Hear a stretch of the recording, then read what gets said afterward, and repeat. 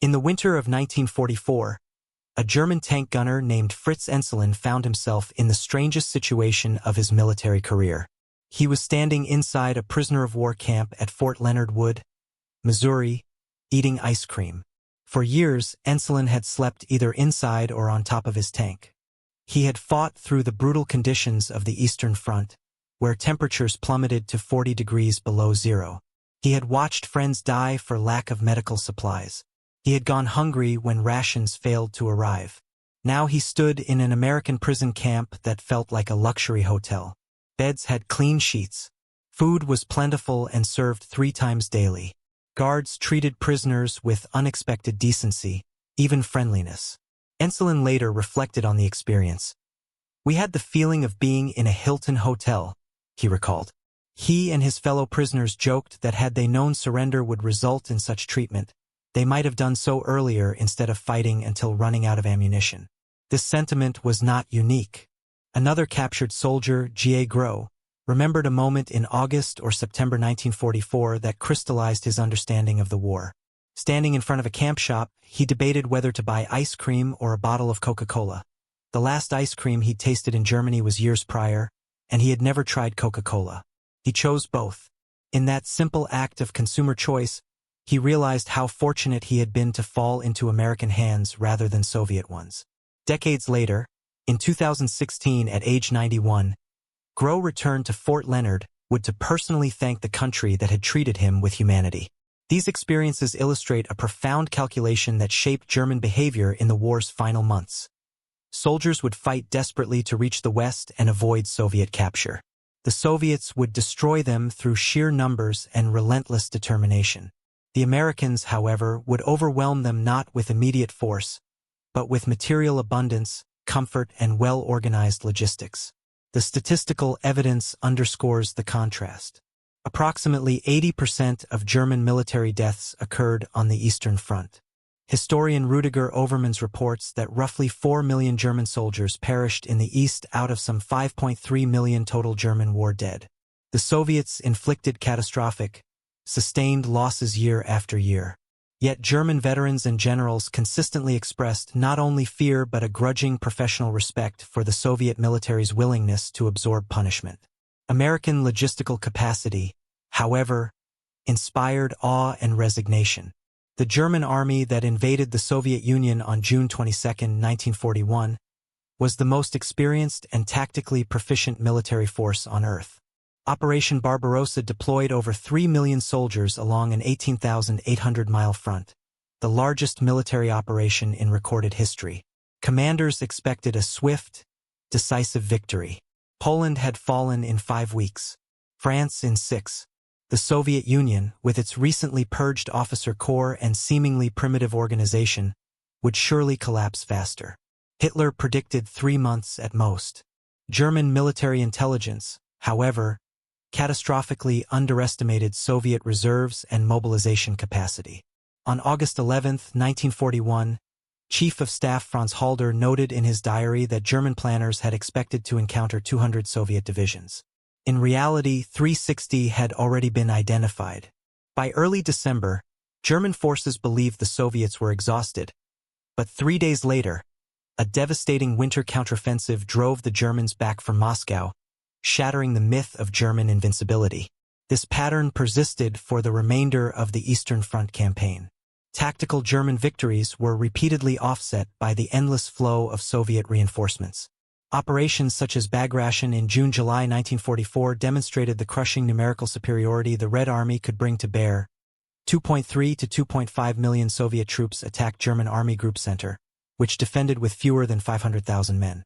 At breakthrough points, the Soviets achieved 10:1 advantages in tanks and 7:1 in aircraft, destroying 28 of 34 German divisions and inflicting between 300,000 and 450,000 casualties. The human toll was staggering. Soviet military deaths ranged from 8.7 million to 11 million. Total Soviet deaths, including civilians, approached 27 million, exceeding the pre-war populations of many European nations. German soldiers who survived described the experience in apocalyptic terms. Guy Sager of the elite Grossdeutschland division recounted endless artillery barrages and waves of Soviet infantry advancing as if impervious to fire. Gottlob Bittermann of the 132nd Infantry Division endured over 1,000 days of combat, wounded 5 times. Both accounts underscore a grim reality. Death in battle was often preferable to the fate awaiting prisoners in Soviet camps. The statistics of surrender confirmed this. Of the approximately 91,000 Germans who surrendered at Stalingrad in February 1943, only around 6,000 ever returned home, a death rate exceeding 93%. Soviet camps killed prisoners through starvation, disease, brutal labor, inadequate shelter, and systematic neglect. The contrast with American captivity could not have been starker. German prisoners in U.S. camps received adequate food, competent medical care, and were generally treated according to the Geneva Convention. Survival rates exceeded 99%. Camps provided recreational facilities, educational programs, and opportunities to earn small wages.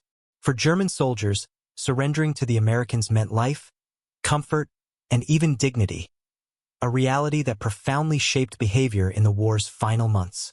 This story illustrates not only the horrors of the Eastern Front but also the transformative power of industrial capacity, logistics, and humane treatment in modern warfare.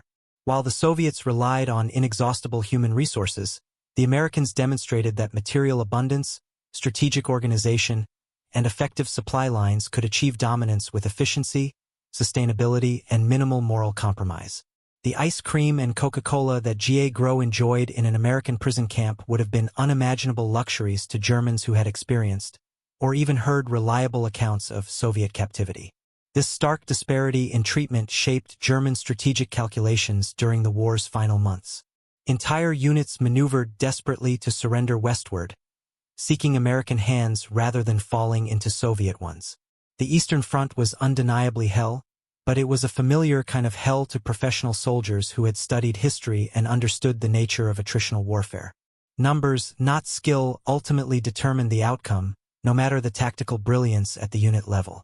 German officers understood this intellectually, even as they fought heroically on every battlefield. What they could not anticipate was the entirely different kind of war approaching from the West. This was not attrition in any traditional sense. It was something unprecedented in military history. The American forces that landed at Normandy on June 6, 1944, operated on organizational and logistical principles alien to traditional European military experience. The U.S. Army planned to deliver approximately 45 pounds of supplies per soldier per day to overseas troops. This included 6 pounds of food, nearly 11 pounds of fuel, 10 pounds of ammunition, clothing and uniform replacements, spare equipment, medical supplies, and materials to build roads, hospitals, and other infrastructure. During active combat, supply consumption often exceeded 100 pounds per soldier per day. An American infantry division engaged in sustained combat consumed roughly 750 tons of supplies every day. To put this in perspective, the German army relied heavily on 2.7 million horses for basic transport. Most infantry divisions marched on foot, hauling supplies with horse-drawn wagons just as armies had done for centuries. Soviet frontline soldiers received far smaller allocations and compensated with lower material expectations and higher tolerance for deprivation. The contrast between these approaches was not just quantitative, it reflected fundamentally different philosophies of warfare. The American approach was deliberate, institutionalized, and designed to substitute material for human loss whenever possible. Units were trained to call in massive artillery barrages and airstrikes rather than press costly infantry attacks against prepared positions. Commanders who expended men instead of ammunition faced censure. This doctrine required astronomical quantities of shells and bombs, seemingly wasteful to European planners accustomed to rationing every round. During Operation Cobra in July 1944, American guns fired over 140,000 artillery rounds from more than 1,100 guns, supporting the breakout from Normandy. Simultaneously, air forces dropped over 4,000 tons of bombs. Later operations saw individual corps expend more than 250,000 shells in just 2 weeks. During the reduction of the Ruhr pocket in April 1945, American artillery may have fired nearly 1 million shells in roughly 2 weeks. These were quantities Germany could not produce in a year of maximum effort. The logistics tail necessary to sustain this firepower was enormous. For every combat soldier on the front lines, more than 4 additional personnel handled supply transport, depots, vehicle maintenance, medical support, and administrative tasks. German and Soviet armies maintained ratios closer to 1:1 or 1 minute and 1.5 seconds. Roughly 1 to 1.3 million American soldiers in the European theater performed logistics and support rather than direct combat. To German eyes, steeped in the Prussian tradition of lean efficiency, this seemed extravagantly wasteful, but its results were undeniable. The Red Ball Express epitomized this logistical genius. When American forces raced across France after breaking out from Normandy in August 1944, they outran established supply lines. General Patton's Third Army advanced faster than the pre-war system could support. The solution: 2 parallel one-way highways reserved exclusively for military convoys. Northbound toward the front, southbound returning empty trucks. Military police controlled all intersections around the clock. Trucks ran continuously day and night, despite blackout regulations elsewhere. Over 82 days, the Red Ball Express delivered more than 412,000 tons of supplies. On its peak day, nearly 6,000 vehicles carried over 12,000 tons of cargo. At its height, 140 truck companies and 23,000 troops participated simultaneously. About 75% of drivers were African American soldiers in segregated units, performing essential service despite persistent discrimination.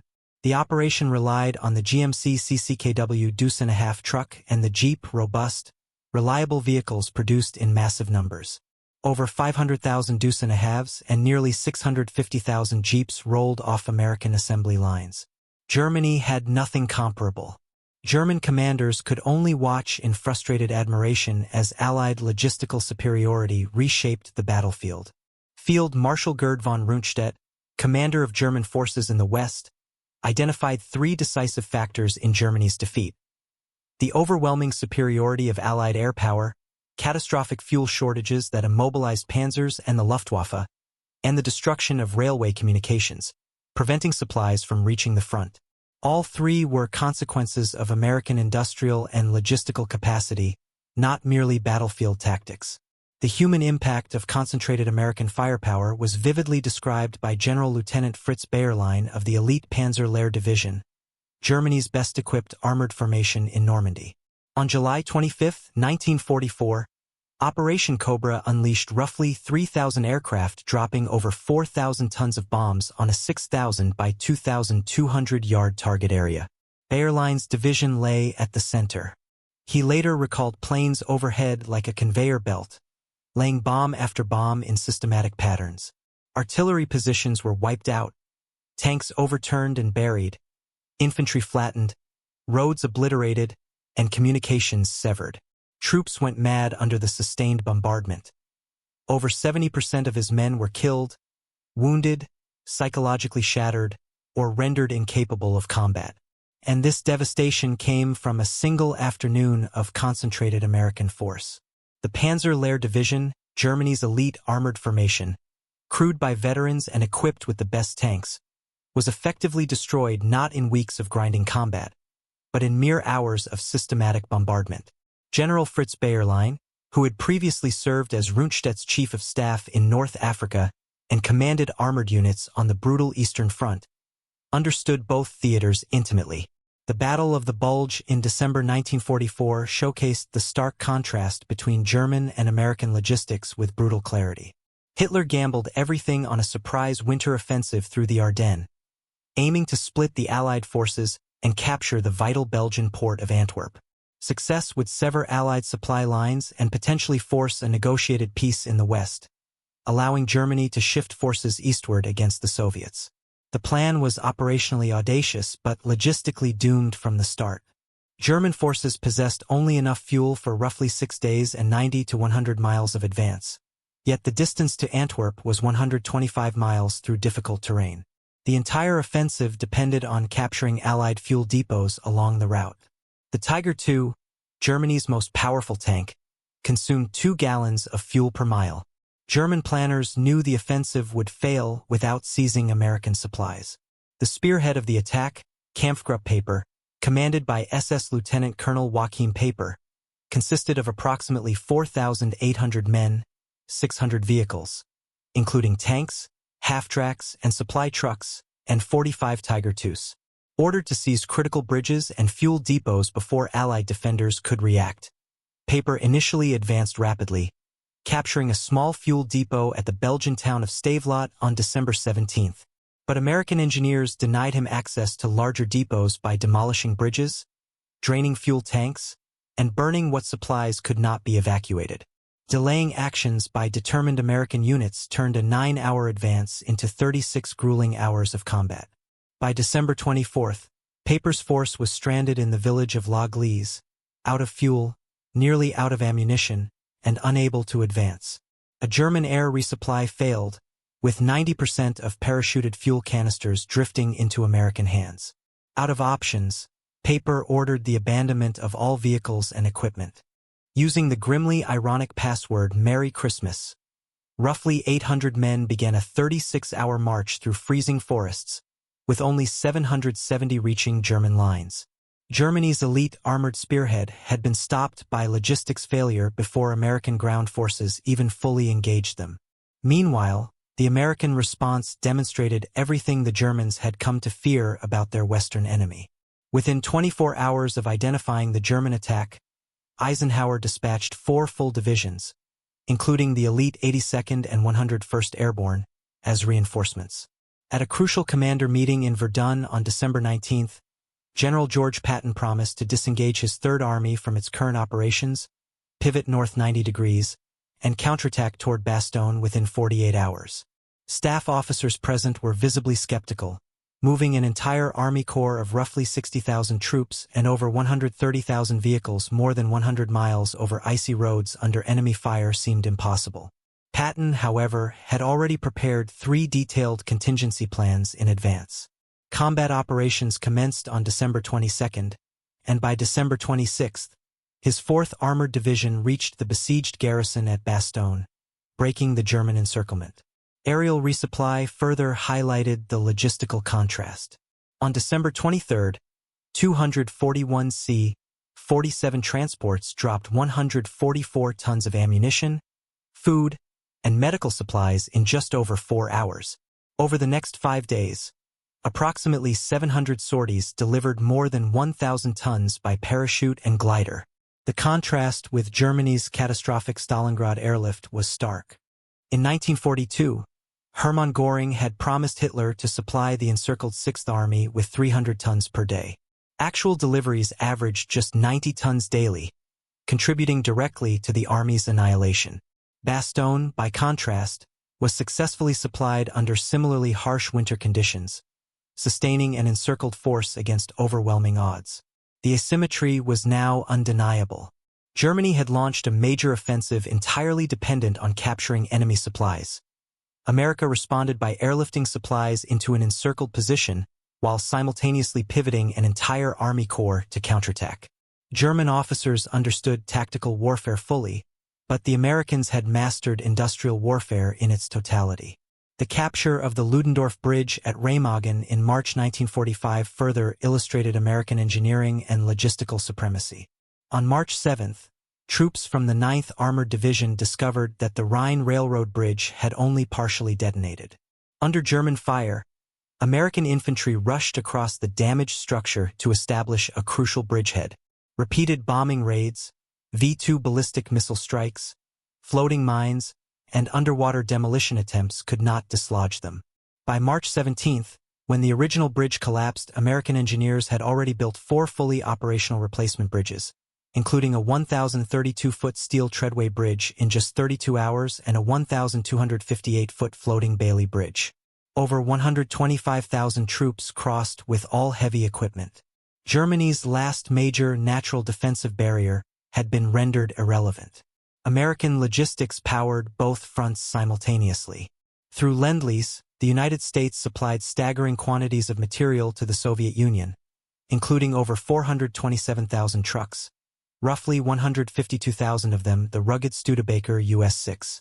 By 1944, American vehicles made up about 70% of the Soviet military truck fleet, nicknamed Studas by the troops who relied on them completely. Soviet offensive capability depended heavily, and increasingly, on American-manufactured vehicles. Studebaker trucks carried over 20,000 of the famous Katyusha multiple rocket launchers that terrified German troops. The operational mobility that allowed the Red Army to execute deep operations and massive encirclements in 1944 to 45 came largely from American automotive production.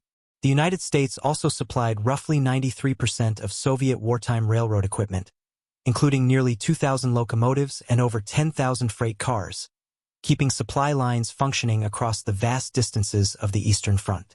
Soviet Premier Joseph Stalin acknowledged this dependence at the 1943 Tehran Conference, telling Roosevelt and Churchill that, without American production, the United Nations could never have won the war. Nikita Khrushchev later confirmed more bluntly in memoirs published decades after the war.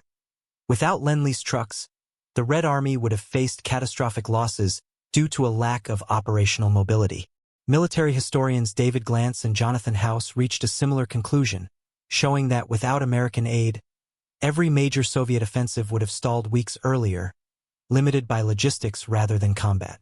This means that German soldiers fighting desperately on the Eastern Front were already facing the effects of American logistics, even if they had no way of realizing it. The trucks that moved Soviet infantry, the rail cars delivering ammunition, and the fuel-powering Soviet tanks often originated in the United States. By the time German forces finally faced American troops in France or Italy, they were confronting the original source of the logistical machinery that had already been grinding them down for years. German soldiers who fought on both fronts understood a critical distinction. The Eastern Front was a war against human reserves that seemed inexhaustible.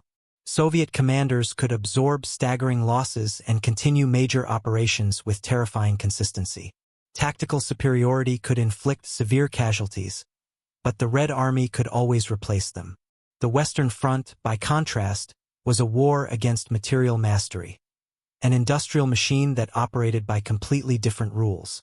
Americans could occasionally be outfought tactically, but they could never be outproduced. German forces maintained a tactical edge in many engagements.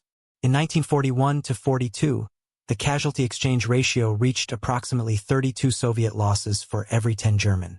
By 1943 to 45, this narrowed to about 14 Soviet casualties per 10 German, thanks to reforms and combat experience.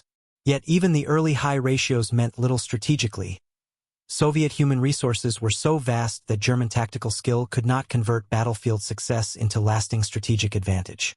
The Americans represented an entirely different challenge. A German battalion might destroy an American battalion, but tomorrow another fully equipped, rested, and reinforced American battalion would appear to resume the attack. By 1944, modern warfare had decisively evolved beyond the bounds of traditional military calculation. Industrial production capacity, comprehensive mobilization, and robust logistics became the decisive factors in victory. Germany produced magnificent weapons: the Tiger tank, the Me-262 jet fighter, and the V-2 rocket represented engineering pinnacles. Yet these wonders mattered little strategically because Germany could not produce them in sufficient numbers or sustain them with fuel and ammunition. Field Marshal Albert Kesselring, commanding German forces in Italy and later the West, compared the experience to playing a Beethoven sonata on a broken, rickety piano. The score was brilliant, the execution flawless in concept, but the instrument itself could not perform. American industrial output dwarfed Germany's capacity. Over 2 million military trucks were produced, compared with Germany's continued reliance on 2.7 million horses. Liberty cargo ships were mass-produced at 3 per day at peak output. Aircraft factories produced over 300,000 planes. Ammunition output reached over 41 billion rounds, and 86,000 tanks and armored vehicles were built. The scale of production was simply overwhelming. As a result, 7.7 million German soldiers surrendered to Western Allied forces in the war's final months, compared with roughly 3 million to the Soviets, despite the Eastern Front containing the majority of German forces. Many units deliberately sought American or British lines over Soviet captivity. They fled from human waves to industrial abundance, choosing life under logistical masters over near-certain death at the hands of an enemy with seemingly endless reserves and brutal indifference to prisoners. In doing so, German soldiers delivered a final professional verdict on the enemy they truly could not defeat. It was not the side with superior weapons. It was not the side with more men, since German forces could inflict devastating casualties on the Soviets. It was the side with more of everything else. Trucks, fuel, ammunition, replacement parts, food, medical support, everything that sustained industrial-age warfare indefinitely. The Americans had transformed war into an engineering and production problem, systematically applying overwhelming material abundance to every operational requirement, regardless of cost. Against this industrial juggernaut, individual skill and courage became insufficient. Only surrender remained rational in the face of an enemy who could rebuild faster than you could destroy. German soldiers who chose American captivity over continued fighting understood a critical lesson. Victory does not belong to the best soldiers, nor even the best weapons. Victory belongs to the side that can sustain operations longer, replace losses faster, and project overwhelming force wherever it chooses. That was the lesson of 1945, and it remains the fundamental reality of industrial-age warfare today.